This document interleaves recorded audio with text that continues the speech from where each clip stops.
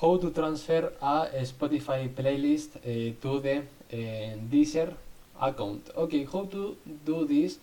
Okay, it's super easy. Okay, how to do this?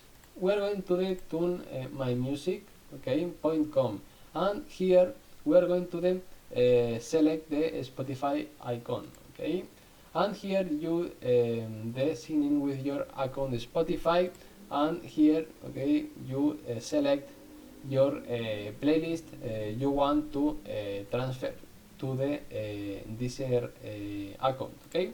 You select this playlist, and here we're going to the Deezer here, okay. Here you put your email and password, and you sign in with your account of Deezer, and you transfer your playlist of Spotify to the Deezer account. Bye bye.